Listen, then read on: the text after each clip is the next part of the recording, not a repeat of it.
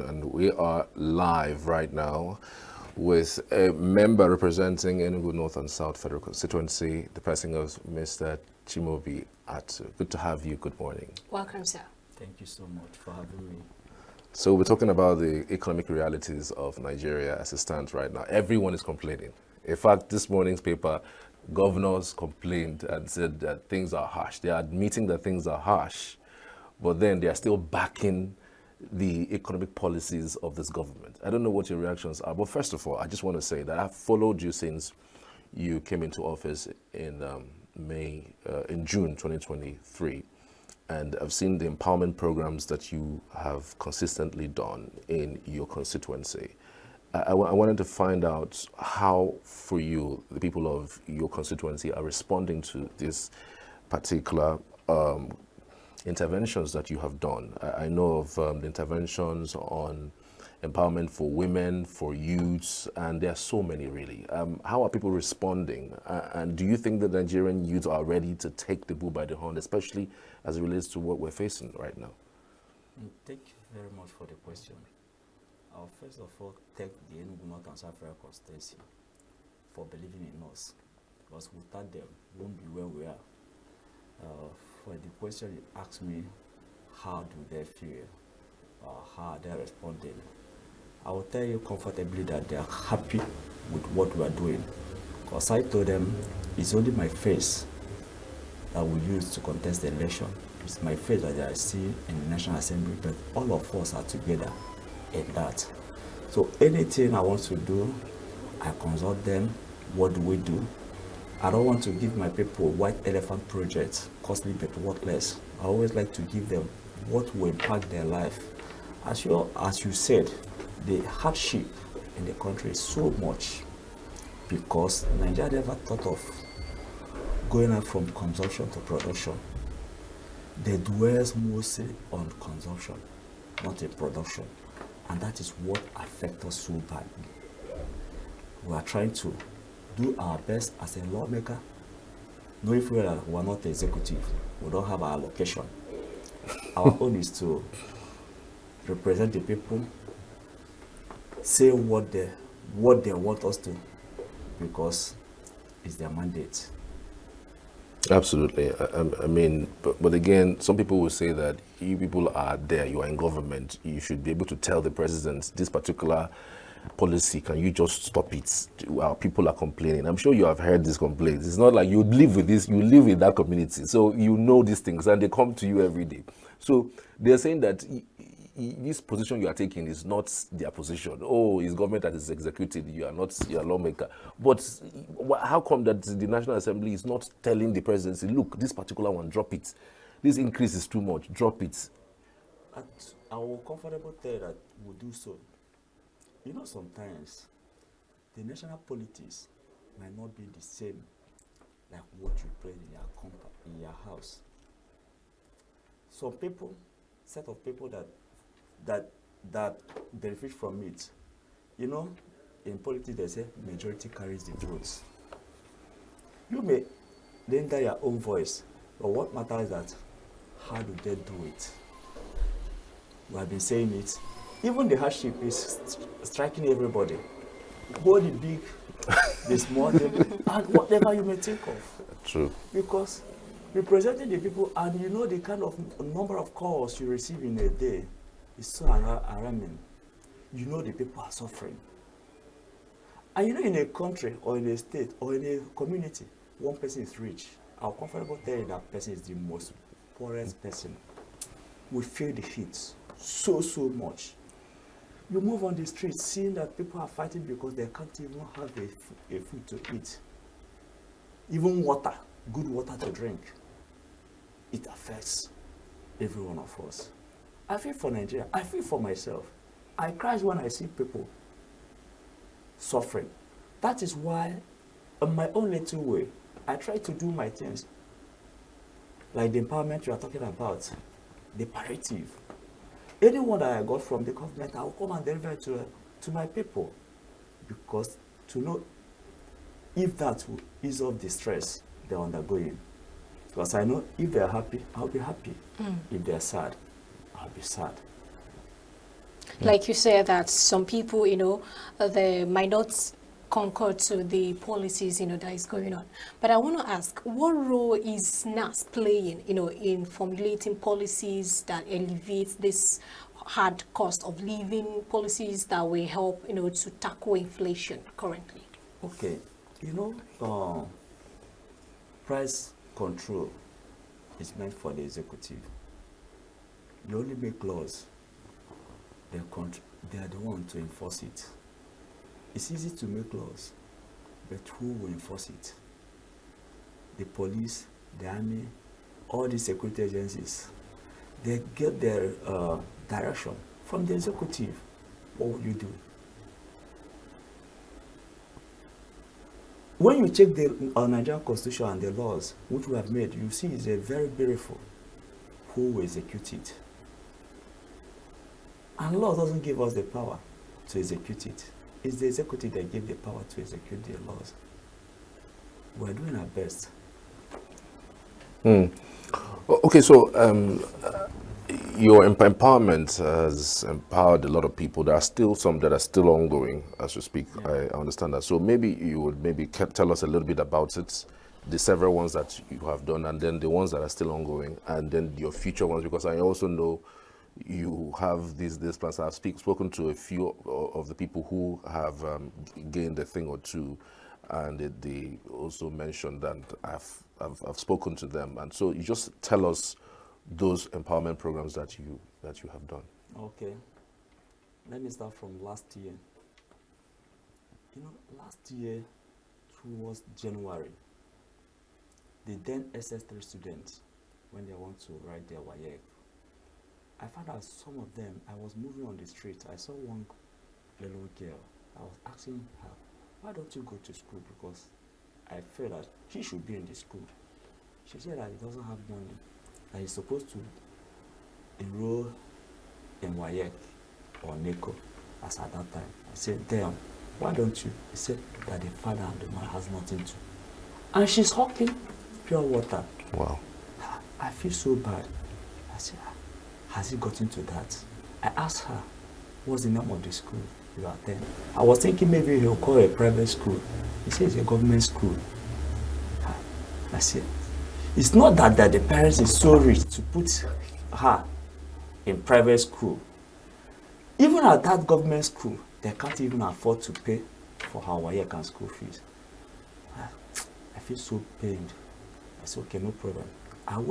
I called my education committees and told them to go to then 28 private government schools to check those people who have not paid their WAEC and school fees. On getting to there, we found out most of them are very brilliant students.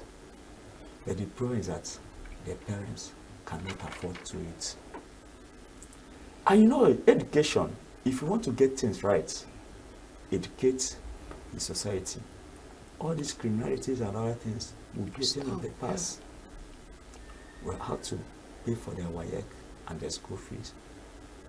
As God may have it, some of them pass their WAEC. Some of them will pay even for their JAMB. Some of them have gotten their admission. Why do I do so? My father used to tell me, whatever you are going to do, that people will say, even you, don't do it. I said, why do you say, even you? He said, it's only someone who knows what is right and wrong that they will say, even you. Educate the child so he or she will know when he's stepping beyond the boundaries to come back. So people will not tell you, even you. Because they know the right thing and the wrong thing. So that is one of the things we engage in education. Not quite long. During that early 4 months ago, within 4 to 5 months ago, we trained people on chemical production. That is what I told you about, from consumption to production. All these young children, we need to give them a foundation which they will stand on. Even Bible says, if the foundation is not strong, what can the righteous do? What kind of foundation are we laying for our children? What foundation are we laying for the future generation? If only we want to make this country a better place for every one of us, it starts from the foundation. We train them so they can be the CEOs. Catch them young. It's not about politics. What kills our society is about every small thing. Politics. They politicize it, which is not good. Or when you want to do that such a thing, you start to think about this is not from my party or this is from my party. But everybody voted for you for a better change. So we finish that. And I'm comfortable telling you that we are targeting plus or minus not like 500 students to pay for them. WAEC. Another one. And we have started the process. That's good. That's Only beautiful. people who is willing are ready to go to school, intelligent ones, in government school, not in private school. Because I know anybody who sent his or her children to go to private school, maybe is average. So then this present project we are doing now, training of people on installation and maintenance of solar street light. You know that the world is changing from fossil fuel to alternative power supply. How do we make it? How do you get ready? With this solar light, who will install it? Who will maintain it? Because this country, Nigeria, lack maintenance culture. We want to imbibe it on our youth. Knowing fully that 60% of the population of this country, Nigeria, lies on the youth. And you can't say that you have a plan for someone who doesn't come close to know that you have a plan for them. You won't be building a house for me without calling me to know if I like this design. They should be involved in policy making. They should be involved in nation building. That is one of the major things why we say we should do things that will elevate our youth, because they are the major population, youth and the women. True. All right. I mean, so many persons have argued severally in different fora that this hardship we were facing is the same thing that would have happened if it were a Labour Party that won that particular election. You are of Labour Party stock. Three of the candidates, the major candidates that contested that election, said they were going to remove subsidy. So the same subsidy that was removed is what everybody have been shouting that Tinubu wants to kill everybody. But it's the same thing that would have happened if it were Peter B that won, if it were Atiku that won. Everybody was headed towards deregulation.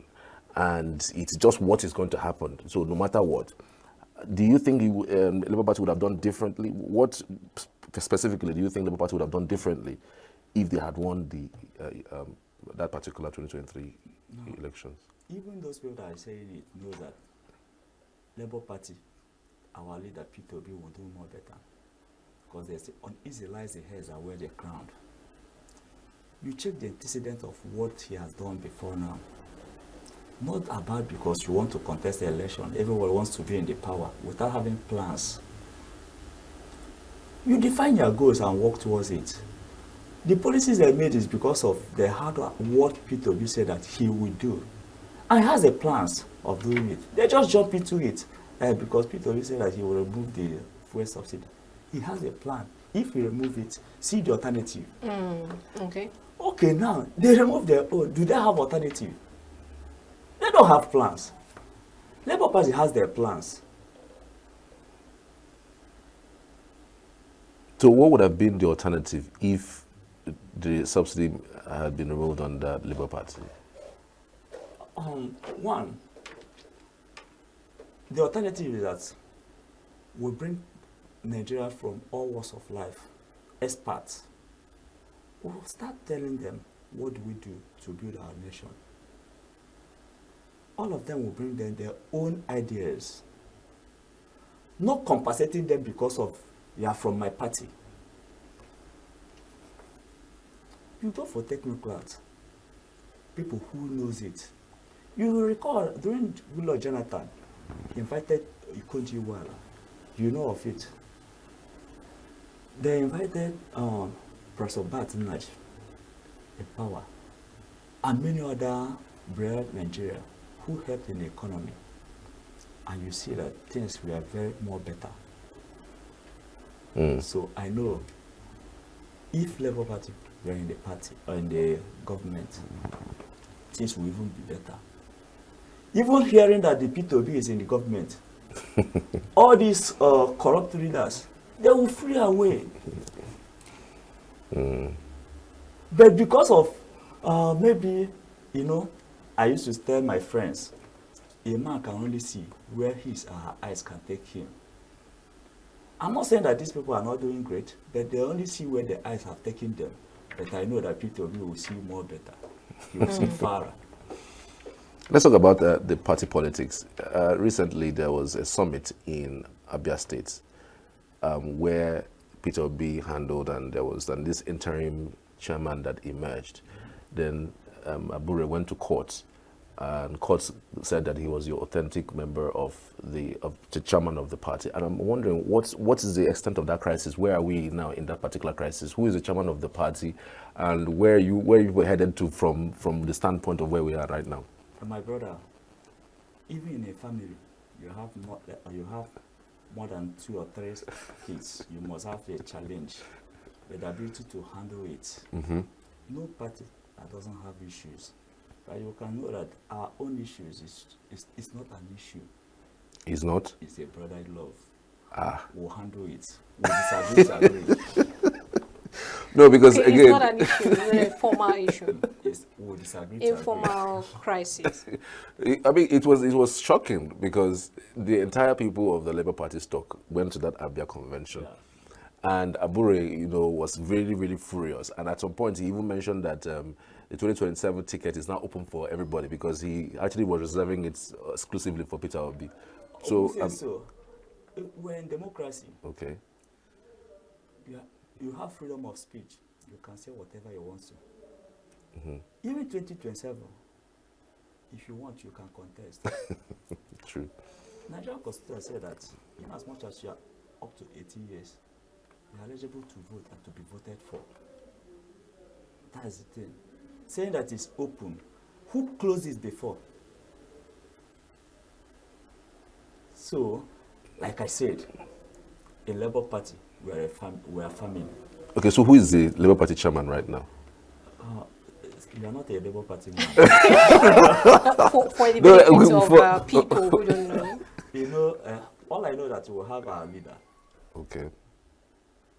In politics, loyalty is 100%, not 99%. As far as I'm concerned, P2B remains our leader. Yeah, but there should be a chairman he's not the chairman of the party now. There should be a chairman of the party. So our leader will tell us. Okay. Let's come back to the policies, the economic policies, implemented by the government. What accountability mechanism do you think NAS, National Assembly, have in play, to monitor the economic policies implemented by the government? Okay, I think we have discussed it before now. The policies, economic policies, like I said, we are doing our best. We know that things is not easier for Nigerians. We feel for it. Even us in National Assembly, we feel for it.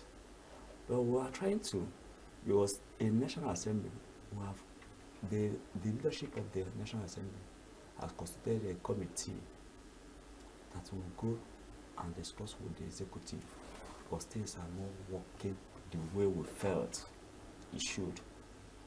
And I believe that with time, they'll come up with their reports, so we'll know the best way to go. But I'm comfortable telling you that the National Assembly is not happy with the hardship Nigeria are facing. Okay, recently something happened. I'm sure you followed it as well. One of your colleagues was involved in this altercation with a boat driver, and he came out and apologized. I don't know what you make of the situation and how it was handled, because he actually appeared in courts and then he was granted bail.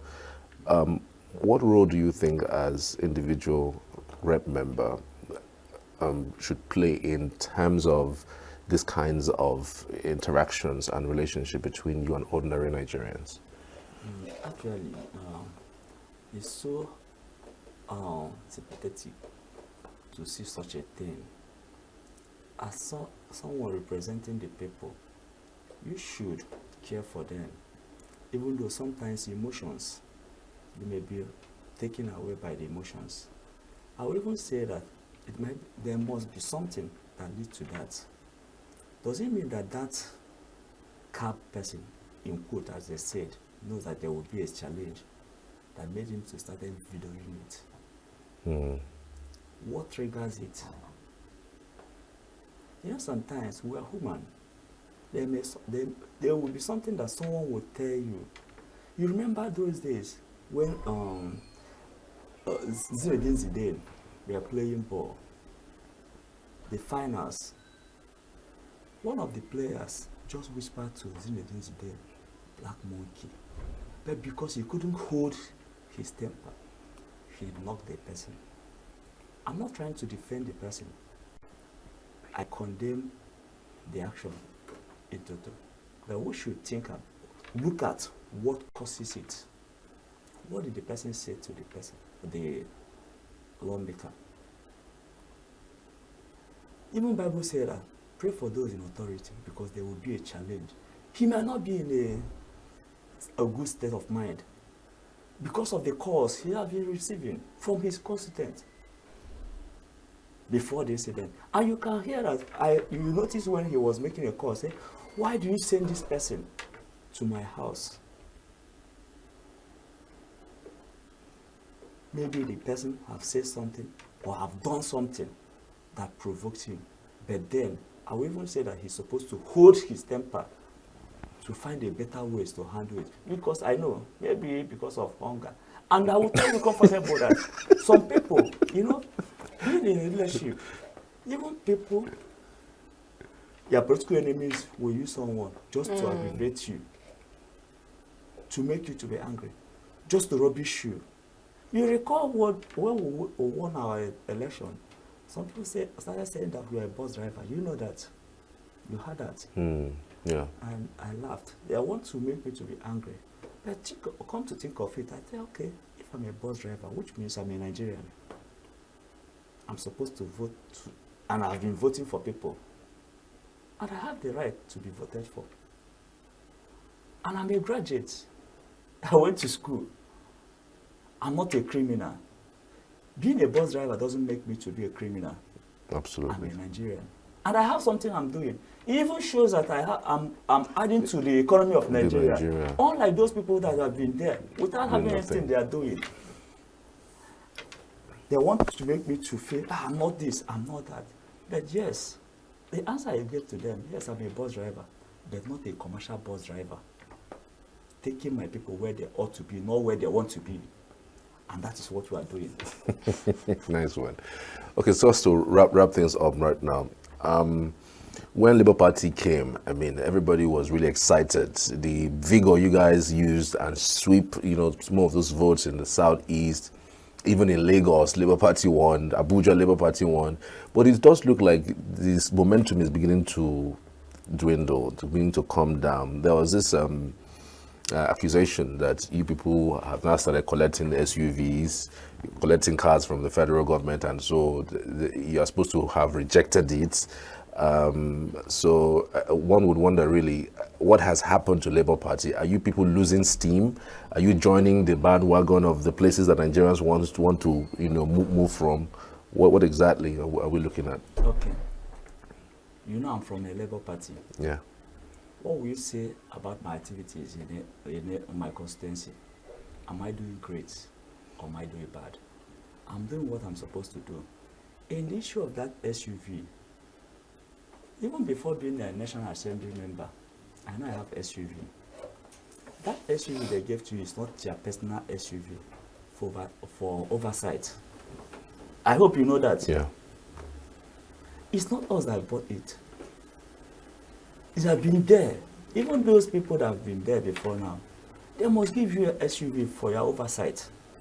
So it's constitutional. It's constitutional. So it's not like you can It's decide to not like, reject you it. went, I just want to go and get it.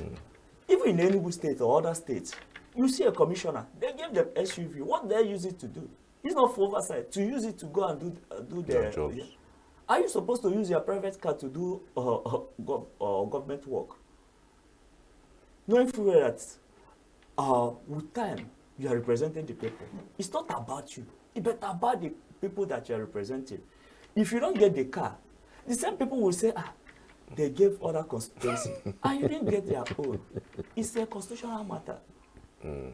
It's just like you working in this place, Signature TV.